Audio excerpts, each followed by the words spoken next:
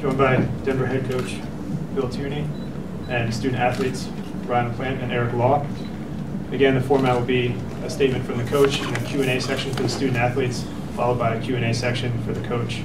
We do have a wireless mic for this press conference, so please find Christina with your question when the time comes and speak into the mic because we're using transcription. Coach, for your opening statement. Well, first of all, as always in these situations, I want to thank our Lord and His Blessed Mother for this wonderful opportunity. It was a great tournament, great day, and I feel blessed to be a part of this and to be a part of these young men that gave a valiant effort out there. They gave us a wonderful season, especially our seniors, and it's always heartbreaking to lose at the end, but there's only one winner. We felt like we had them. We felt like we played well enough to win, and a couple of bad breaks at the end, but good teams make bad breaks. So congratulations to Syracuse, and we're disappointed, but this is a Denver team that went further than any other Denver team, and nobody expected us to be what we were this year, and probably won't expect us to be what we'll be next year. But we'll be back. Now I'd like to open it up for questions for student athletes. Again, please raise your hand and speak into the microphone.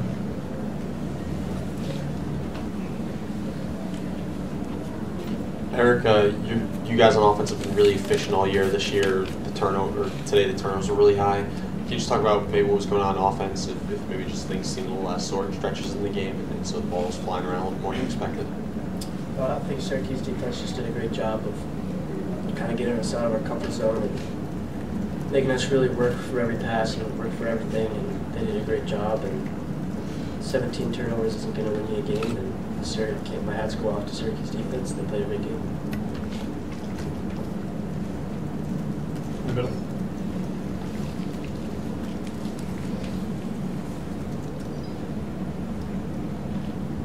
Eric, what did you notice the difference was in the second half of Michael Mayer's game on being able to stop you guys better than it was in the first half?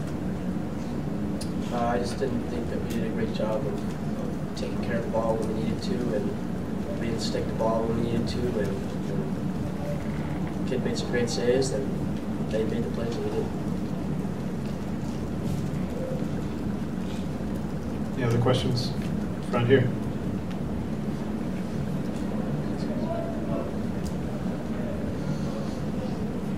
Eric, that last play, you get the ball behind the net. Can you walk us through what you were seeing and thinking there? We were just trying to set up a play and try to get a double pick for someone inside and try to go as fast as we could, but they did a great job of pressuring out and kind of making it unable to do the play exactly how we drew up, but we just got to do a better job of executing down the stretch, and so again, hats off to Syracuse. We're in the blue.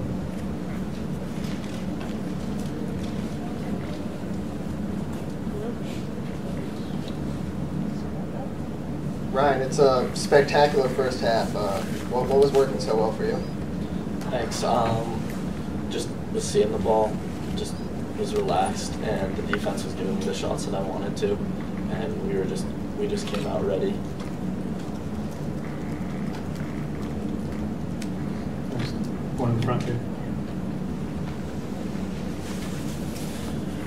For both of you guys, could you just kind of describe how you kind of view what you guys were able to accomplish this season? Like Bill said, get to the Final Four for only the second time in program history. Just how special was this season ultimately for you guys? It was just great. We had senior leadership that was through the roof. I mean, these guys were awesome leaders.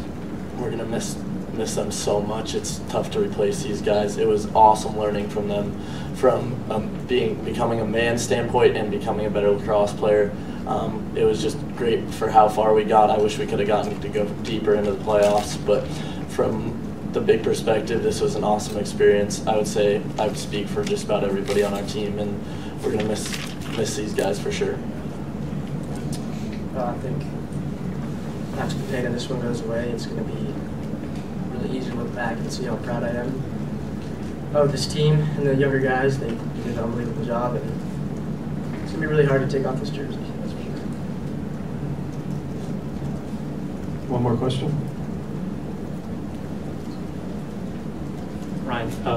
Ryan, did you feel like you played well enough in the first half to warrant coming back out in the second half? Can you repeat the question? Did you feel like you played well enough in the first half to warrant coming out again in the second half? No, we've been playing the first and second half system the whole year, and we were going to stick with it no matter what. That's just the way it goes, and Jamie did a fine job. It just sometimes the bounces don't go your way. Thank you, gentlemen. Now open it up for questions for the coach. In the front here. Bill, along those same lines, was there some temptation at halftime with Ryan playing the way he had to stick with him, or was that something pretty firmly based on what you guys have done all season just to keep with the rotation? Honestly, I mean, we were thrilled with the way he was playing, but you know, this is what we've done. And Jane, you know, a week ago, people were asking me why Ryan was in for so long. You know, all of 10 minutes. You got two great young men, two guys that are fantastic goalies. You know, none of those goals were Jamie's fault. I actually think that Ryan had another save. I thought one of the goals they gave them was a save, and so you know. Jamie's our closer. Jamie's the guy who comes in and has done a great job over the year. I think instead of blaming a 21-year-old kid, you look to Syracuse and say that was a heck of an effort. They did what they needed to do. I mean, the last goal, Jamie makes a save, and unfortunately it's a rebound. We don't cover up the rebound, which we usually do pretty well. A lot of emotion, a lot of young men, and now the goalie thing really, we were sure. It wasn't until I was heading out on the field at halftime that I realized that Ryan had as many saves as he did. I knew he was playing well, but I really didn't think much about it. Was that? Bill, 17 turnovers today. It's really uncharacteristic of you guys. What kind of happened to lead to all those turnovers?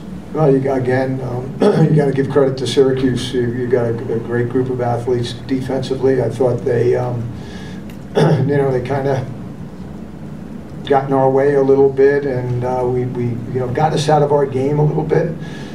Excuse me.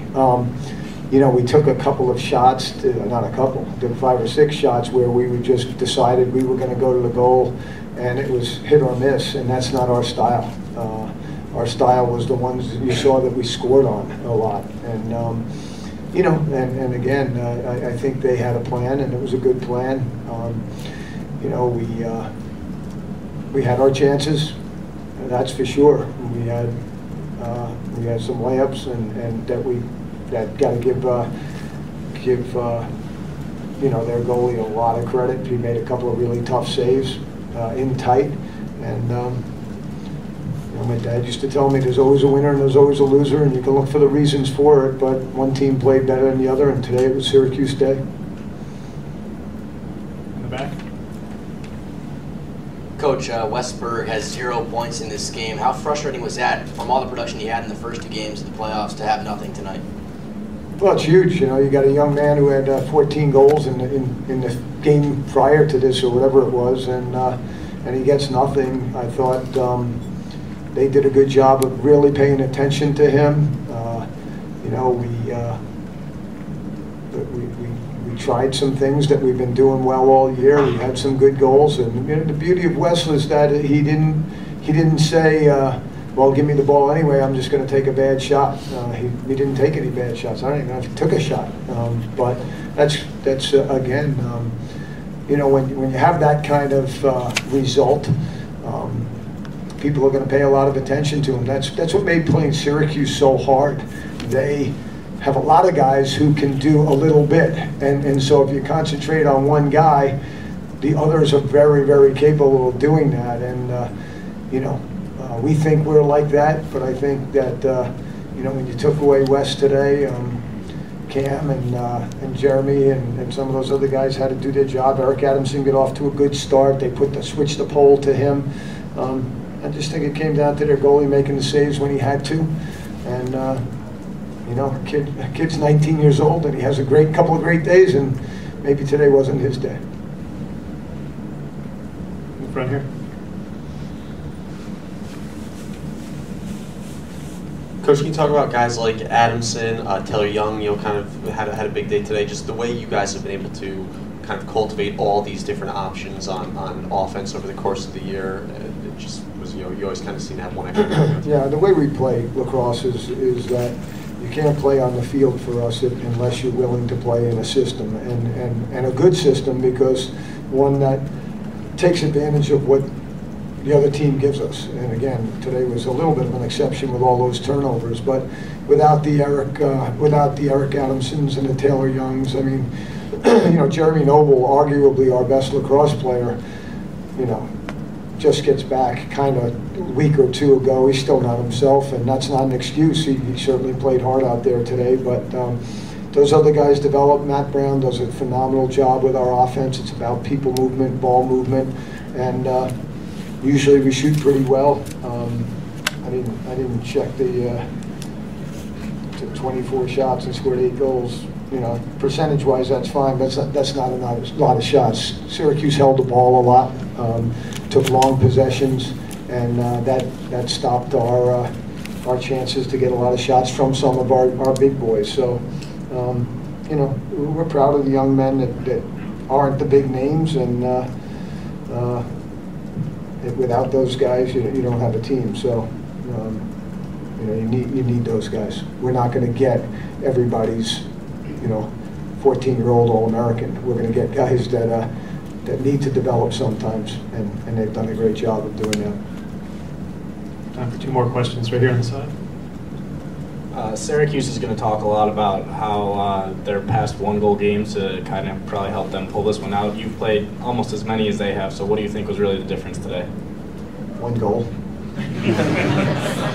I mean, I don't mean that to be, you know, stupid, but in September 7th, when the guys came in, because last year we lost 7 games by 1 goal to the national champ, twice by 1 and once by 2, and so we kind of developed this mantra, call it 1 goal in our huddles. That's how we break our huddles, and so it's the nature of the game now. Everybody's got enough good players. If the kids aren't motivated, somebody's going to knock you down.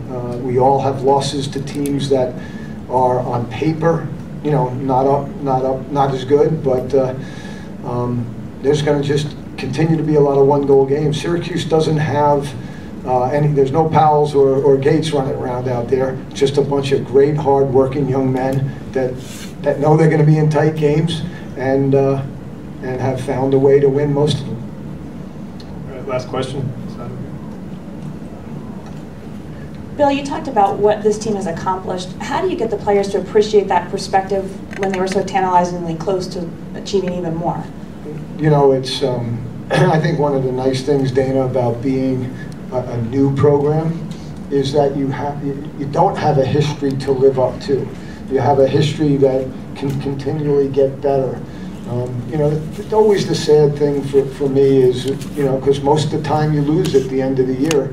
Always the sad thing for me is for the seniors. And that group, you know, when I came to Denver 4 years ago, you know, we had 12 players on the roster the first day I was there. And this group was incoming. There started with 17 of them. There's 12 of them now, and really 11 because Eric Law transferred. But they have bought into everything we've asked them. Some have changed positions. Some have worked extremely hard. Some have fought through a lot of injuries. And so, you know, perspective 15, 20 minutes after a tough loss like that is maybe even tougher than the loss. But, you know, they're young people. You know, they'll wake up tomorrow morning and they'll still be disappointed. But, you know, they'll want to know what's for breakfast, and they'll move on. And this thing we do, if it was always about, if it wasn't worth it, if you weren't the champion, then nobody should do it. There's so many reasons to do this thing, and maybe losing is one of them. But we're so proud of that group, and so proud of what they've done for our program. you know, now we have some goals to set. You know, somebody's got to be better than 4 straight tournaments, you know. 2 Final Fours out of 4 years, look around, and not many of them have been doing that. They're doing great, and I'm so proud, and I'm so happy that I made the move there. I'm so proud of these young men. They're just a fantastic group of people. Thank you, Coach. Thank you.